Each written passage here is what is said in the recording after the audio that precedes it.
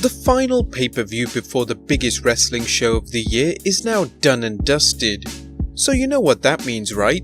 Yep, it's time to do what the internet wrestling community loves doing best, analysing the show for its mishaps and mistakes. So join us now as WrestleLamia looks at 12 Fastlane 2019 blunders. Number 1. Don't forget your lines. It's become another trope in WWE as we see a few mistakes happen even before the main show has begun.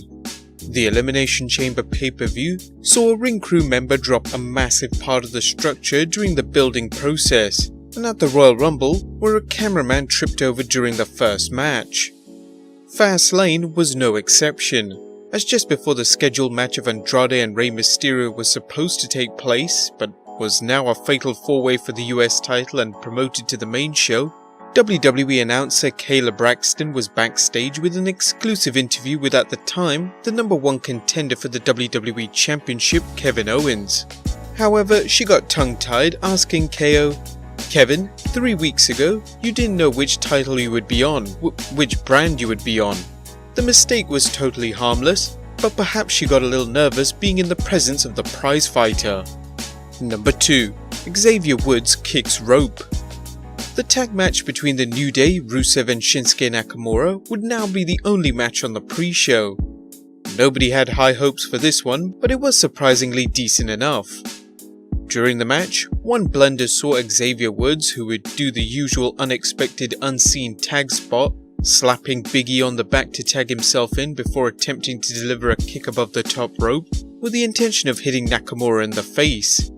However, Woods struggled to lift his leg that high, instead kicking the top rope and not Nakamura's face as intended.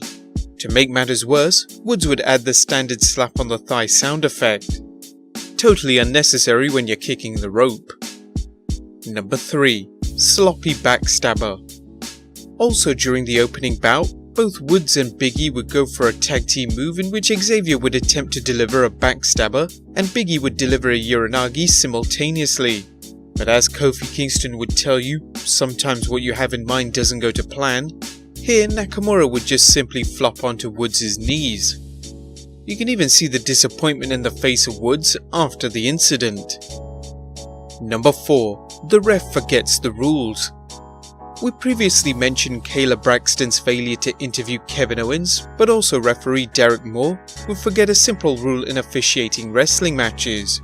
During the closing moments of the opening match, Rusev would apply the accolade onto Xavier Woods, but Nakamura would grab the rope and pull it away from him. The rules state that if Nakamura did such a thing, the referee must count to 5. And if Shinsuke doesn't let go within that time period, then the team are disqualified. However, this was not to be as the referee just stared at it and didn't take any affirmative action. Number 5. Another referee mishap. Another match, another referee flub during the match between the Usos, The Miz and Shane McMahon for the SmackDown Tag Team Championships. This match was an improvement over their first, and it included a very bizarre mid-air collision between Shane McMahon and one half of the Usos. However, moments before their loss and eventual tag team breakup, The Miz would be on the receiving end of a roll-up, which would consequently end the wrestling relationship between the two known as the best tag team in the world. Keen-eyed wrestling fans noticed that during the pin, The Miz actually had his right shoulder up, so the ref shouldn't have counted. This meant that the duo might not even have lost the match. This could play a part in the feud between The Miz and Shane McMahon, leading up to WrestleMania. Number 6. Just let go, Mandy. The SmackDown Women's Championship has played second fiddle to the Raw Women's Championship, and it seemed that the WWE cared less about this match than the fans, as Mandy Rose would challenge reigning SmackDown Live Women's Champion Asuka for the strap. The match was exactly as anticipated, that being lackluster, and was also unavoidable from multiple botches. Midway through the match in particular, Mandy Rose would hold Asuka in a fireman's carry before attempting to drive her opponent into the mat. However, preventing this from going exactly to plan was the strength of Mandy. Therefore, instead of just letting go and actually performing a move, Rose would just let Asuka go back onto the mat gently, placing her down with care and courtesy. Number 7. Definitely the work of ninjas. The ending of this bout was much like the rest of the match. almost completely dreadful. During the closing moments, Mandy Rose's partner Sonya Deville would attempt to assist Rose with a kendo stick, inexplicably finding one randomly lying around under the ring. Perhaps Tommy Dreamer was in the arena. However, this wouldn't go to plan as Rose would slip on the apron, costing her the match and hinting at a feud between Rose and Sonya Deville. If you look closely, however, Mandy would literally slip on nothing but air. A terrible end to a terrible match, which was completely out of the hands of Asuka. Number 8. Just pretend you didn't see him. It seemed that Vince McMahon was secretly filming for the WWE Network prank show Swerved as he told Kofi Kingston that he would be added to the WWE Championship match, only to book him in a handicap match instead. However, once making his way down to the ring announcer Greg Hamilton would state that he has actually been added into a 2-on-1 handicap match, before quickly being mauled by the bar. In the end, despite being banned from ringside, New Day friends Big E and Xavier Woods would attempt to come down to the ring, but would receive an attack from behind from Nakamura and Rusev. But before they were even attacked, Big E could clearly see Rusev run past him, but supposedly thought nothing of it, pretending he wasn't there at all. Number 9. A late breakup. The triple threat tag team match for the Raw Tag Team Championships unsurprisingly featured high-flying action and tremendous wrestling. It was certainly deemed as WrestleMania worthy. However, this didn't mean that they were immune from tonight's vast outbreak of flubs in the ring.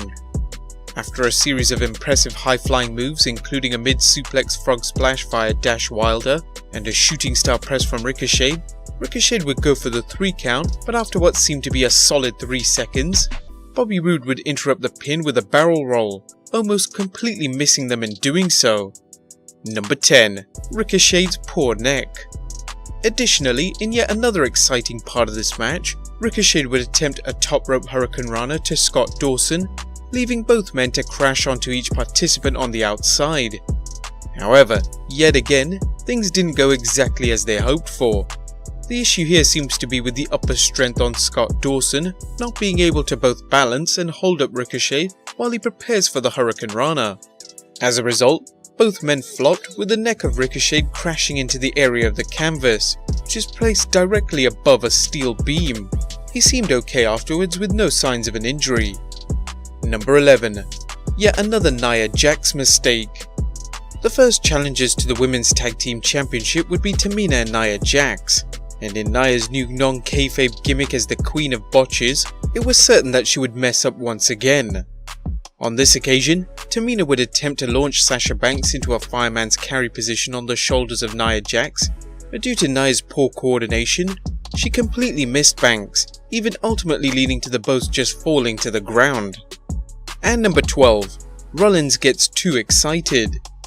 As advertised for one final time, Dean Ambrose, Seth Rollins and Roman Reigns would put their hatred behind them and team up as the Shield one last time to unleash a dominating attack on both Bobby Lashley, Baron Corbin and Drew McIntyre.